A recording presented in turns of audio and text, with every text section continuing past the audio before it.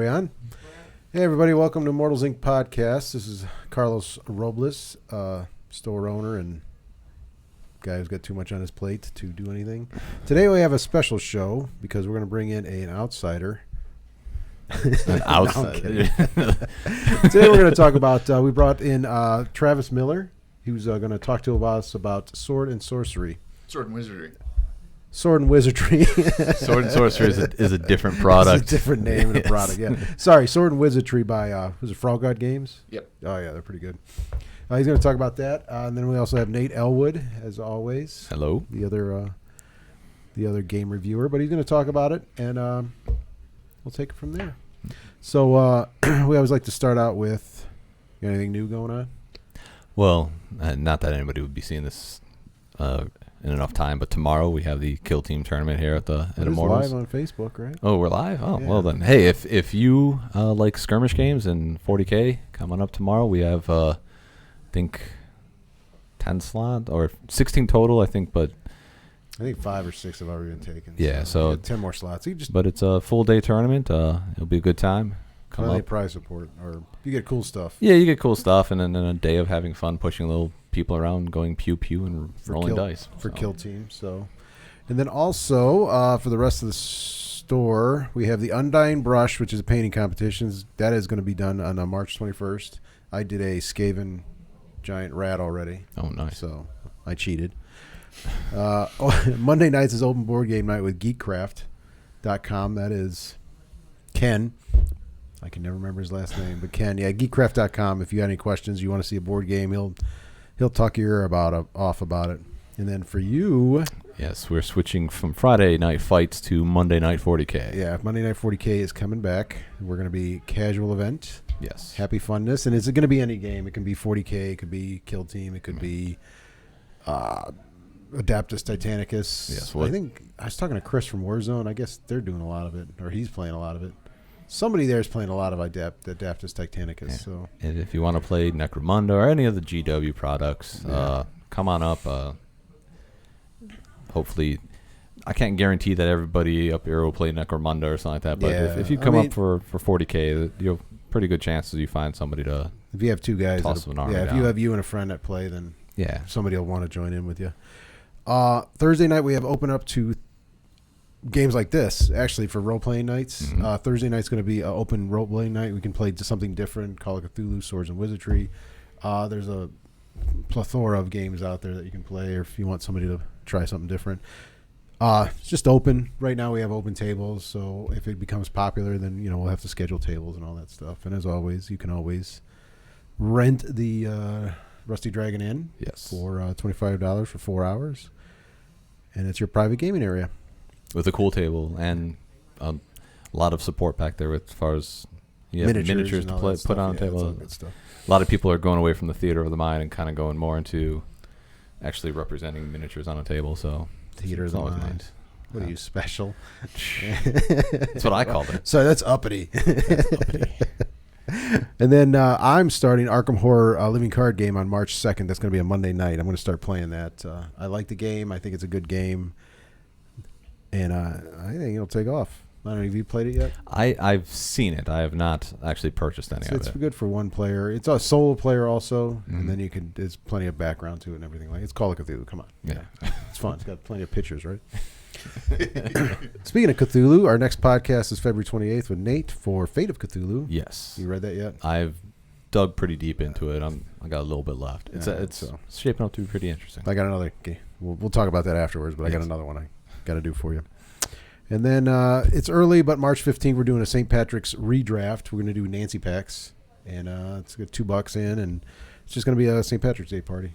St. Patrick party-ish. BYOB or? No, we're not. No, absolutely not. I don't want anybody all drunked up on booze here.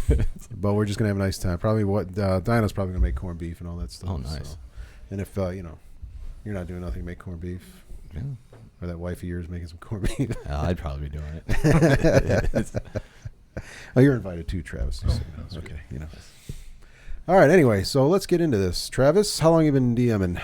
Oh, a long time. Well, I've been playing since 1987 and probably DMing since 90, 91, something like that. Mm-hmm. Off and on. pretty solid, hardcore, every month, about every week since 2010. So real heavy for the last decade or so. So consistent. Oh yeah. So why? That's nice. Having a group that that's is it the awesome. Same people or is it all different? It's been about 4 or 5 different groups. I've been running the same group for a year and a half now. Oh, that's not too bad. Yeah, That's actually. That's pretty good. I mean that's excellent. You get a good story in that. Yeah. We got about 60, 65 sessions in that group. Nice. So. Oh, that's pretty good. Playing Swords and Wizardry. Is that the game you're playing? Yeah. So why'd you give us a little overview of this, and then we'll go from there. Okay, so what Swords and Wizardry is, it's what's called a retro clone, and it's a retro clone, which basically means it's a clone of an old game, and in this particular case, it's a clone of original Dungeons and Dragons from 1975, which, for those of you who've never seen it before, it looked like this. These are there was 3 books in the original box set. That's 2 of them. I don't own an original complete box set because they start at about $400 and go up. Yeah. Nate, does this make you cry with the name on it? And it brings back memories of the old wooden box with the dice where you had to take the crayon and color in the pips. Yeah, so those you can actually get these in a form of PDF, but I don't recommend it because this game, if you don't speak 1974 Wargamer, this is unusable. Yeah. This was put into a format so that anybody could pick it up, read through it, and play a game. It's very well laid out, very simple, easy to understand. Is it anywhere near first edition? It is first edition AD&D. So it is first edition AD&D with a whole lot of other stuff stripped out of it. So a lot of really what first edition AD&D was a whole bunch of things that got written up by fans or by Gary or by the staff at TSR in the early 3-4 years, and then got literally cut and pasted back in the olden days when they had like rubber cement and you had to cut.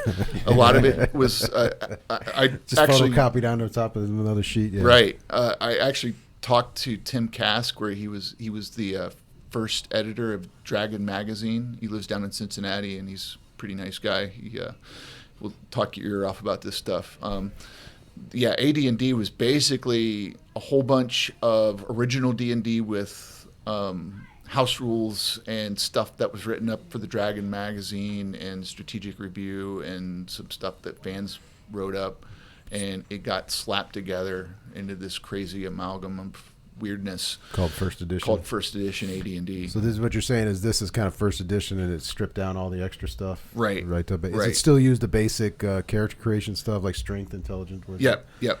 Exactly. Does it have THACO?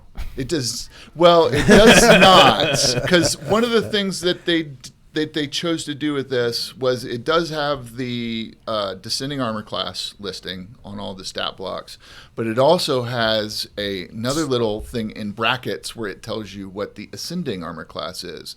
So you can just go, oh, I need to roll a 14 because the armor class of the monster is 14. Kind of like 5th edition is now. Right. So it goes down like in the old... you have negative armor class? And then, or you can optionally use the parentheses. Ascending. So it does put that notation in there so that if you prefer to use... Which is what I use, because it's much easier just to tell the player, add your bonus for your level and to the die roll, and you're done. I don't even know how that came about, because 0 was always the hardest to hit in the original set, right? Then I remember it was negative. You could have negative 2, 3, 4 armor class. I think up to 5 if I remember correctly. Goofy. And then the math was weird, and you're like... it was... You had the chart on the bottom. Yeah. Right. Every character class had a different chart, too, right? Right. A fighter, you would have, like, to hit 0, you would need this number, and then it would go down from there. And mathematically, it's exactly the same as that old chart. Yeah, okay. Except they use ascending armor class. Okay, so that makes it a lot easier to teach somebody to do it quickly. How long is character creation for this? For me, I could do it in 5 minutes. For a new person, I can get a new person who's never played a role-playing game ever before in their life, and they can run a game. They can roll up a character in 20 to 30 minutes, maybe. That's max. That's absolutely max. I've done it with new players in 15 minutes. Is there a lot of room for customization to make a character, like not just I'm a fighter, I'm a cleric, or is it really just like the old basic D&D where if you're a dwarf, that's your class and everything? Okay. It is. So in terms of customization, like powers and skills and stuff like that, it has none of that. Okay. Wow. It is very simple. You are a fighter. You're a cleric. You're a wizard. You're a thief. It does expand on the original books only had 3 character classes. The original D&D books, and then in the supplements as they went along, they added different characters. So in like for example, the Blackmore supplement, they added druids, right? With all the extra stuff. Or no, I think that was Eldritch Wizardry, but one of those doesn't matter. They added the different character classes that you see in Advanced D&D. Like when they brought along. I think the Oriental book brought in monks and ninjas. Well, I think that came out of the monk came out of Blackmore. I think that was a Blackmore edition, but it didn't have ninjas and all the other stuff that was in the Oriental Adventures. That goofy stuff that ruined it. Yeah. No, I just looked at it. It's real basic character classes in there. Right. It's nothing fancy. So, and part of that is because there's this sort of movement online called the old school Renaissance or old school OSR. Yeah. And in the OSR, there's this notion that I agree with, that the way that to define your character is by what they do in the adventure, not by a set of mechanical notations on a character sheet. So this guy, he picked up this sword from this one place, and he's that guy who carries that particular sword. Or he's going to, I've just got 20,000 gold pieces from this adventure, so I'm going to go into town and I'm going to hire the armor smith to make me this ridiculous armor with like spikes and this crest, and I'm going to have 10 hirelings who follow me around spreading rose petals wherever I walk and handing out copper pieces to all the kids. So the way that characters differentiate themselves in games like Swords and Wizardry is by what the player imagines and sort of... so you're building it from the story point of view. Yeah, the story point of view. Which is always awesome. From the story point of view rather than the mechanical point of view. To them, is it more important to have a better story and background and... what's the word I'm looking for? No, all that stuff emerges from the game. I'm saying as you build it as you go. Right, you're building as you go. Initially, you just have your basic numbers. Right, and part of that's because there is a bit of a there's been for a while really sort of notion that having a sort of elaborate character background with my parents were killed by goblins and my village was burned down and I was a slave and I escaped, and having this sad story and all this sort of stuff. No, that's just you're describing a lot of people's backgrounds. I don't have family. I don't have siblings or anything. They were all killed. I was a lone survivor. So they're sort of creating this character and defining how the character. Basically, you could almost read one of those background stories and go, I know exactly how this character is going to behave in every circumstance for the next 20 levels before you sit down. And a thing about that is you can write a 2,000 word background for a character, and then in Swords and Wizardry you get killed by a random encounter goblin on the way to the dungeon. And you're like, okay, well, that was meaningless and pointless. So a lot of the character story aspects of the games is a lot of it. It doesn't necessarily have to be this way, but a lot of times people who play these sorts of games are creating story through the emergent events that happen in the game. So you start out with a blank slate and you build it as you go. Right. That's what I'm getting. Yeah. Fill in the blanks as you go. Yeah. There's no real Right. background. That's cool. That would be like, and I hate to.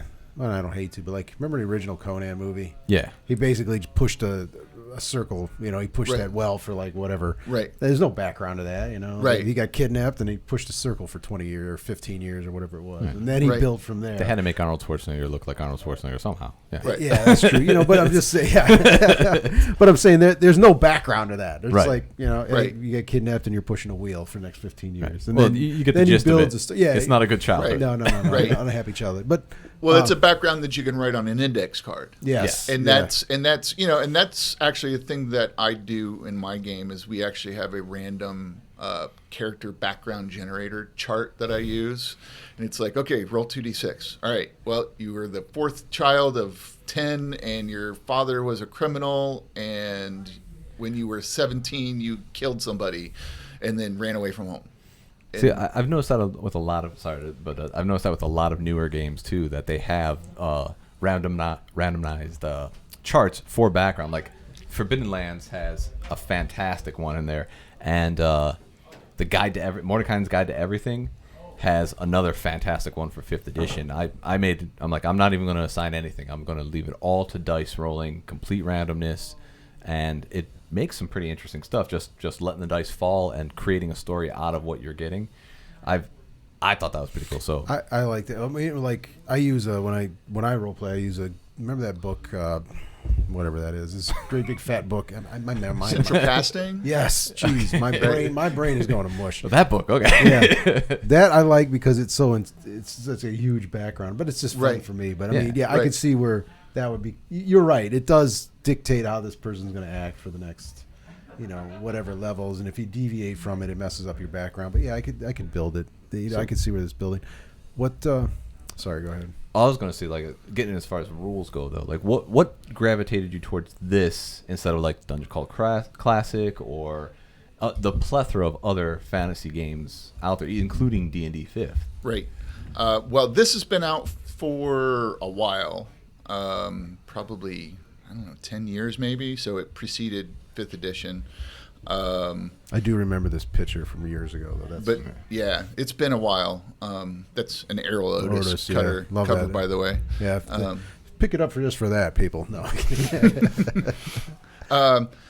So one of the things is a lot of newer games. Although Dungeon Crawl Classics, I played that. Actually, I have a playtest credit in that book because I playtested at GaryCon when it was in its beta stage. Oh, he's name dropping. He's name dropping. I am totally. But yeah, that's a game that's pretty simple, really, at its core. You can rip up 4 characters and run a funnel and have murder and mayhem going on in pretty short time. Nate, we just did a podcast, but Nate just reviewed that not too long ago. Yeah. So. Yeah, it's a great game. It's a lot of fun. I like that game as well. I like this one. There was a couple reasons why I chose this one. One, it's super easy to learn. I'm grown up with job, kid, wife, responsibilities, and I don't want to pick up something like Pathfinder or even 5th edition to a point where it's not as bad as 4th edition was, right. which was when I really got going. I just don't have time to weed through and learn and get a really solid grasp on a set or on a rule set that's 500 pages long. Yeah. I just don't. And as much as I would like to, it's just not practical for me to do that. So partly, Swords and Wizardry was a game that I basically already knew how to run because I'd run AD&D back in the olden days, and I had run Basic Expert more recently. It's like, well, this is super simple.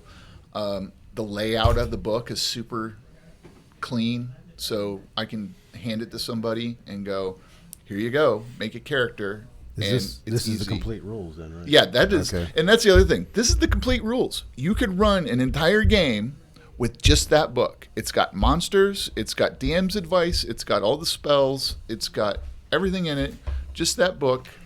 So you don't have to carry around a trunk with stuff in it. Does it have any bloat, kind of like 5th edition is getting now, where they have book upon book upon book that has this, and this keeps coming out? No, that is something that FraudGog has completely avoided, although there is an interesting phenomena because the OSR is really a do-it-yourself kind of community network. There are a ridiculous number of blogs, stuff on Lulu, stuff on DriveThruRPG. I did notice that when I was researching. There's a Discord server. There's a couple Discord servers dedicated just to Swords and Wizardry. There's Facebook message boards and groups for it. So there's definitely background material. So there's a bunch of fan-produced stuff for that, so that if you were like, hey, I really want to try an Oriental Adventures kind of thing, somebody has made that.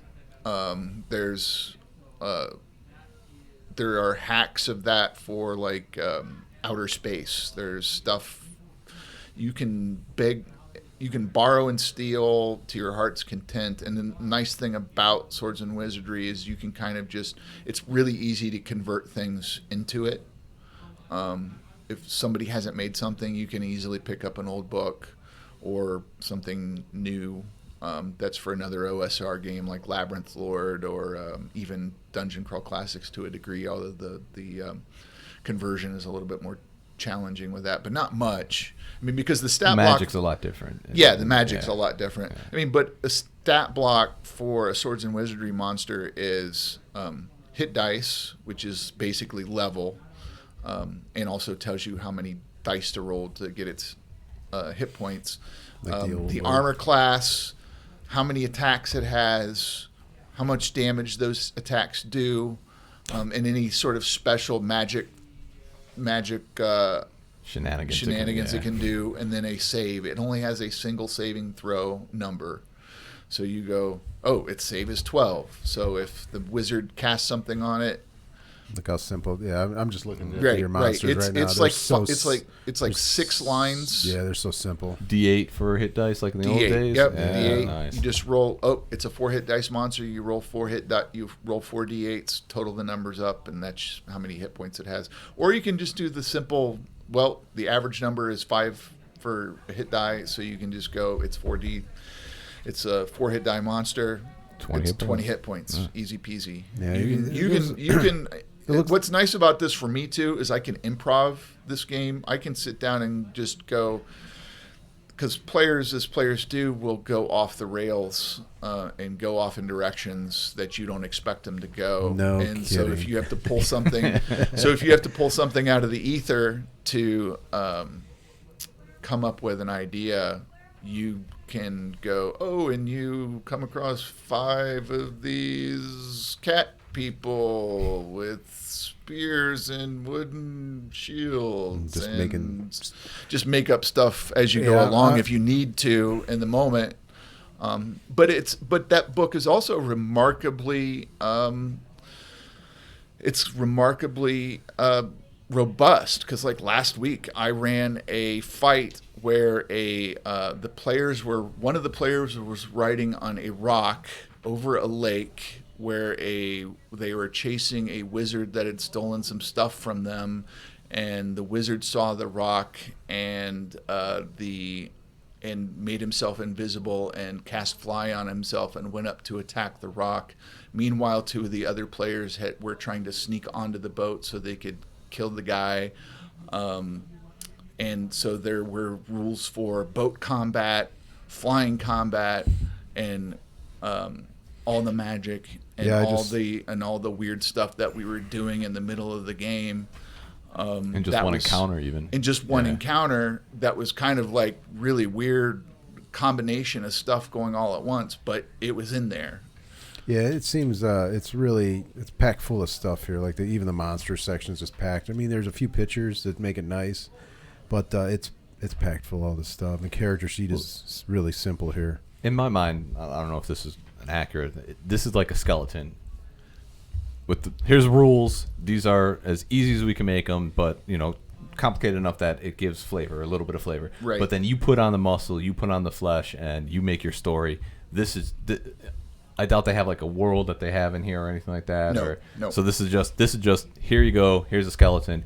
You meet it out however you want to do it. If you want to just sounds like because I've noticed a lot of people do like playing what I call the fantasy, adolescent fantasy monster mash, where a lot of people find a whole lot of enjoyment just sitting down, having stats, rolling dice, and killing stuff. They really like that. And that's fine. I know a lot of people like doing that, whatever. But there's games that kind of veer towards that a little more. Mm-hmm. And this one seems like really just bare bones. Here's what you need to do. You make this what you want.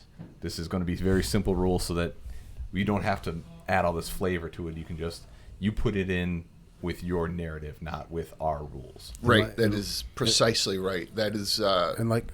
Yeah, and that's and so original D&D was there's a historian of original D&D named John Peterson who wrote this ridiculous tome that's like this thick called Playing at the World about how D&D got created, and he describes original D&D as a make your own role-playing game kit, and that's kind of what Swords and Wizardry, being a clone of that, is. It's really a set of tools for you to use to create a game.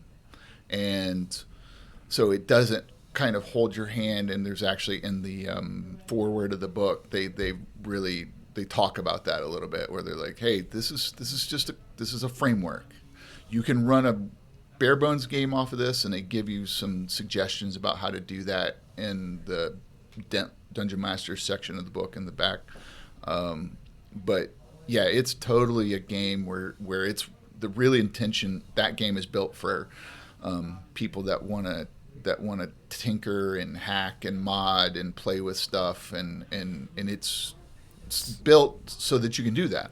For a busy, I can see where this is for somebody, like he was saying, like a busy, you're busy, you have a life and you have kids and you have a wife and whatever you got to do, a job. This is like a quick play. I can play this real quick. Like my example is like I'm running a game right now, 5th edition, and I love 5th edition, don't get me wrong. But it's a lot of work. They're getting up there, and it's like I got to set a day or time and say, hey, this. But it sounds like you could just grab this, and like you just said, there's, what are we going to do? And the rules seem real simple. So that's good for like a fast play or something casual. Yeah, and you can be, my game group we've gotten pretty complicated because I've got characters that are 10th, 11th level. They have a city. They are doing interplanar travel now. They're traveling into Limbo. They've been fighting mind flayers and Gith Yankee, and they own a rock. They just discovered a dragon egg, and they're doing like wacky, crazy stuff. That sounds but it was. So you can so it can be as complex as you want it to be. But when you start, it was simple. But when you start, it's simple. Yeah. It's the flexibility of it makes it cool. Do you have a Homebrewed World or? Yeah. Okay. Yeah. And I tried, not this campaign, but the last campaign, I thought I'm going to see just how bare bones I can get. So for the first 3 months of that campaign, my campaign maps were like a blank piece of paper that I had like scribbled, like made a circle and wrote a name of a town in, and then drew a line to another circle and wrote a name of a town in it. And then some wavy lines and said, oh, that's a mountain. And, oh, over here, another little bit of blue. Okay, it was like something that a kindergartner drew up when I got it done. And I thought, I'm just going to see if I can run a game this bare bones. And it worked we ran that campaign for like 7-8 months. Yeah, see, and the only way... That's fantastic. Yeah. So for somebody that's busy... And not a big investment either, right? And not a big investment. They also provide that PDF if you're a PDF person. They give that PDF away free on their website. Wow. For this? Yes. The whole book. Yeah, and that was the reason they did that. What? No. It was a stretch goal on a previous Kickstarter, which they actually have a Kickstarter right now. So this book is going to go away eventually when this print run runs out. And they're doing a box set. And this is going to be broken up into 4 books. So there's going to be a player book. This? And it's going to be 4 digest-sized books. Oh, about to sound like it's right. Wow. It's so it's going to be 100 pages. Yeah, exactly. Pages, yeah. So it's going to be a player's book. It's probably like what's that little box you have? Forbidden Worlds. Yeah. Forbidden Lands. Forbidden Lands. Yeah, right. Yeah. Yeah, it's going to be about that size. It's going to be 4 books: a player's book, a game master's book, a monster book, and a spell book. See, that'll get it deeper too, like with that. Right. I could see. Okay, that's fine. That's an evolution of a game, but yeah, this book is kind of cool for what you pay for it, and complexity level, like 1 through 10. 10 being the worst. I would say. Well, it's difficult for me to. If I never played a role-playing game and I said I want to start with this, what would I? I would say that's like a 3 or 4. Would you suggest somebody new play this? Yeah. Okay. Absolutely. I was about to say the way he was describing it, I'd be like, try it. Yeah, it's something simple. This is what role playing's like. Yeah. Run with it. Right. Especially if you have somebody who's pretty imaginative to begin with, and they're willing to just sort of pick something up, and they don't need to be handheld through it. Is it kind of like you got a wild imagination, and then you go with a structure? This is like your structure. Yeah. Okay. Yeah, that's sort of opposed like to having a structure with here's the imagination gets sprinkled inside the. Right. So rules. we think about a game like RuneQuest, which has this, encyclopedia of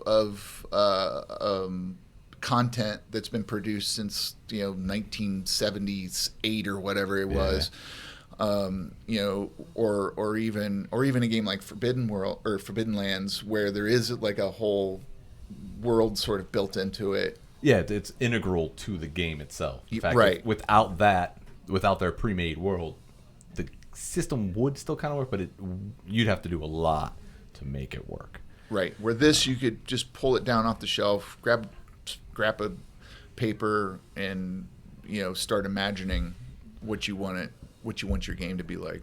Is it deadly as characters, like player characters? It really can be. It can be. Just like the old D&D. Yeah. Right. Is it as deadly as Dungeon Crawl Classics, or I would that thing's ridiculous? Yeah, well, that's designed to, like you said, the funnel system. You get 5 characters, and they get whittled down pretty quickly until that guy survived. He's my character. So my experience with this is, for inexperienced players or players who are not used to this style of play, it can wipe out a party of players. And I've TPK'd games first session of a campaign a couple times.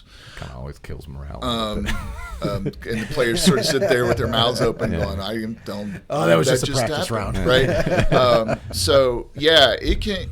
And then what happens is players become very careful about picking fights.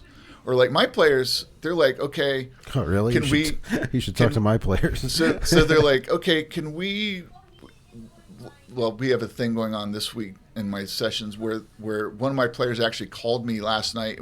Was asking me for rulings on weird, like, magical stuff, like, because he's trying to figure out a way that they can ambush this guy that they're wanting to take out, because basically what happens is you never want to have a fair fight in this game.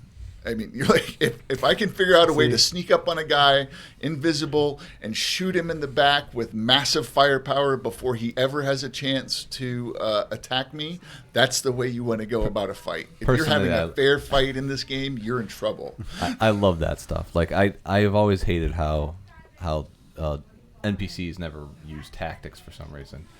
And just run out. Well, one of the most famous ones I had was I had a game where hold on. My players were terrified of a kobold cult. Or not cult, but tribe. Kobolds. But they used tactics. And it was the first times they really came across like actual tactics. And they were Dragon Mountain or that. They were so scared. And you can make the lowly kobold scary just by having them not just stand there and swing.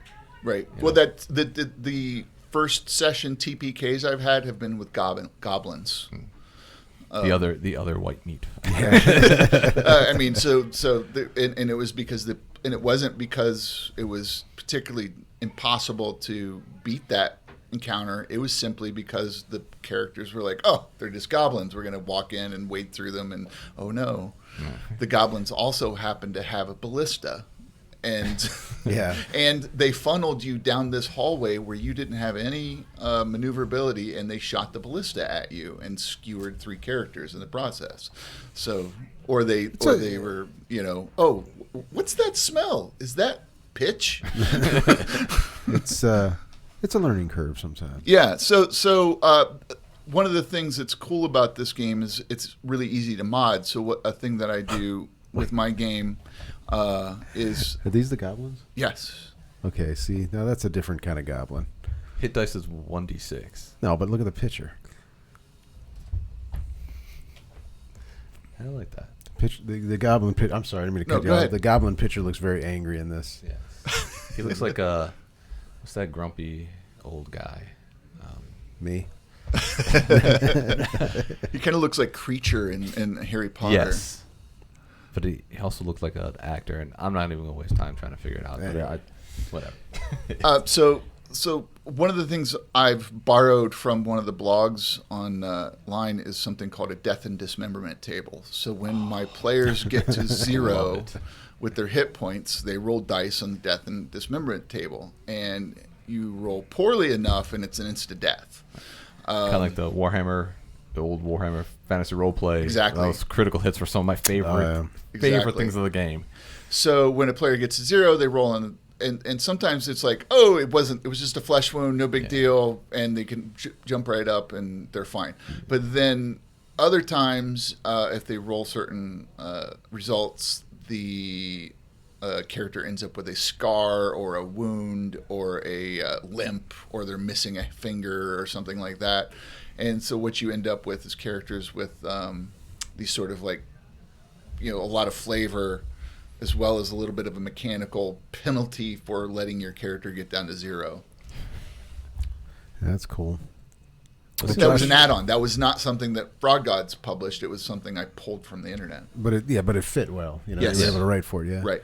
Well, Josh gave us the 5-minute roll. But so what do you, Nate? Just for listeners, what do you think? I think this is an excellent game. I mean, just from what you were talking about, like, you're obviously passionate about it, which is always good, which means that it has a lot of redeeming qualities. And the fact that it's just a skeleton that you can pound down whatever you want. Like I said, there's a lot of people out there.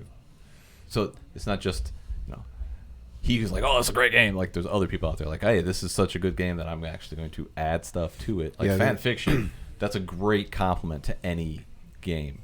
So I think it, like, I'd try to play it, to be honest. I think it sounds like a fun, old, like back to the original D&D days of just here's very simple rules, very simple. You add what you want, but roll some dice down for fun. I like doing these podcasts, talking to people, because I always assume something like this would be more complicated.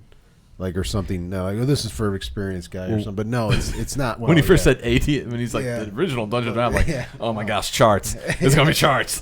No, but now I know, like, if somebody wants to ask, well, I don't want to play D&D, I want to play something, this, I could recommend this to them and say, hey, this is simple, bare bones, like he said, skeleton, bare bones, all that good stuff. And then I think the price is $34.95 for the core. Right. So it's not bad. I mean, complete. And then it's complete rules. It's a complete rule book. I don't know what else to say. And they do have good product support with adventures and there's some in monster books and stuff like that. And then I guess with the new direction they're going as far as format of the books goes, they're also going to start putting out a little bit of other. Apparently, it's going to have some of the newer adventures they're putting out. It's going to be a sword and sorcery sort of feel. So rather than being like set in a specific place, you can go, I can just pull this out and drop it into pretty much any game, setting that you want to produce for your own home game. And then we did have some. They were able to. This guy was funny when I emailed him. I said, hey, I want to get some of your books. Because they deal. I think direct or some other. I don't know. I dealt with him directly. Right. It was real nice, but I remember emailed him and then he randomly called like, "Hey, this is whatever his name is, Tom or something like that. I just saw your Wiz. You want some stuff?" I'm like, "Okay." He was real casual about it. There was no. I'm like, yeah. And then talked to him and he's real nice. But he also sent a bunch of these Sword and Wizardry lights, which are basically what you said were just the broken down core rules. So if you want to check it out, we have a bunch of these you can take from the shop and and there's people that run games just off that card. That's all they play is off that card. Yeah, it's pretty funny, but you got that going. New players? Would you suggest for new players? All right, how about experienced players? Obviously, would you suggest for them? Yeah.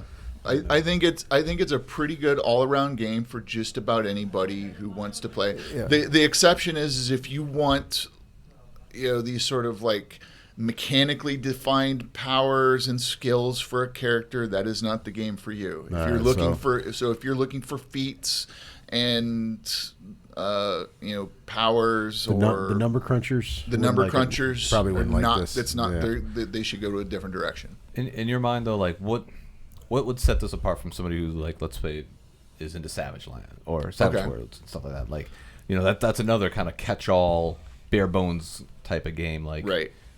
How did this stand apart for you to be like, I want to play this over that other GURP or generic role-playing game? I like so Savage Worlds is more of a skill buy system, and this is very a class based. So when you progress, it's instead of progressing skill, you progress, the class, all the class abilities progress over time.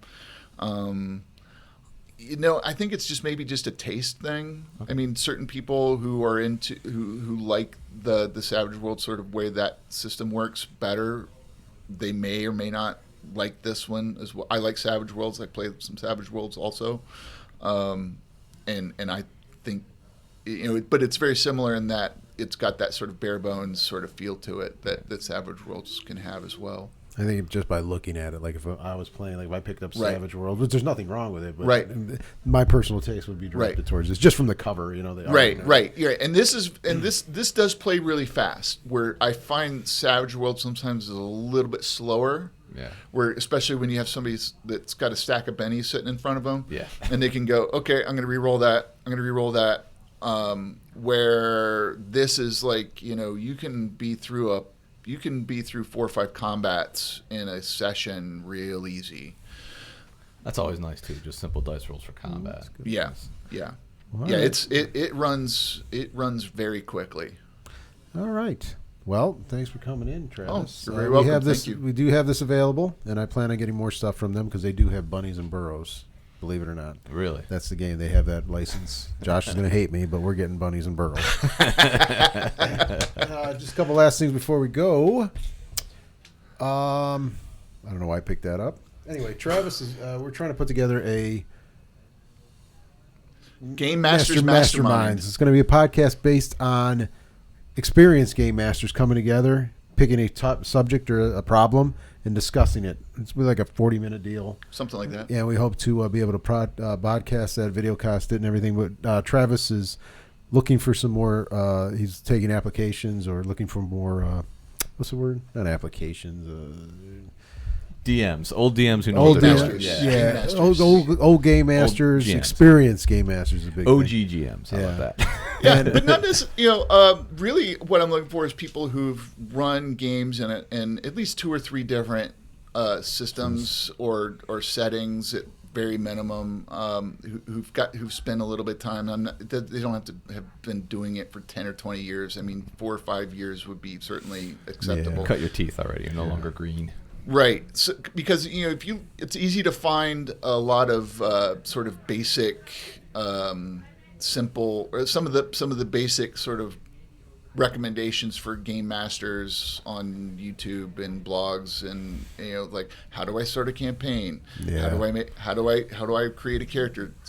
But there's anybody who's GM'd any kind of game for very long knows that they run up against some thorny issues from now and again. I think that's what you want to do. And I want to be sort of like at advanced level of, okay, this weird thing happened in my game and I've never experienced it before.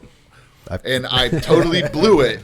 I freaked out. No. Yeah, and I freaked out, and we've all been there. What's your email that you want to get in contact with?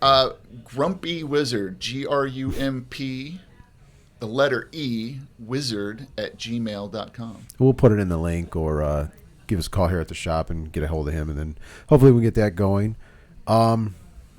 what was the other thing? And I do also have a blog if you're interested in it. Yeah, go ahead. Shoot Pimp my stuff. And that's actually the Grumpy Wizard blog. It's grumpywizard.blog.home. If you just search for Grumpy Wizard blog, you'll probably come across it.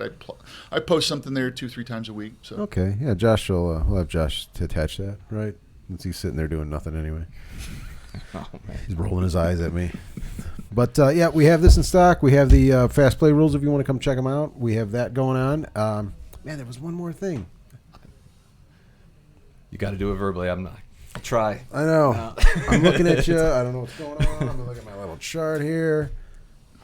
I got nothing. All right. The next one we're going to do is the 28th. We're going to be Fate of Cthulhu. Yes. And we're going to look at some Luminal came out. Oh, that's right, yeah.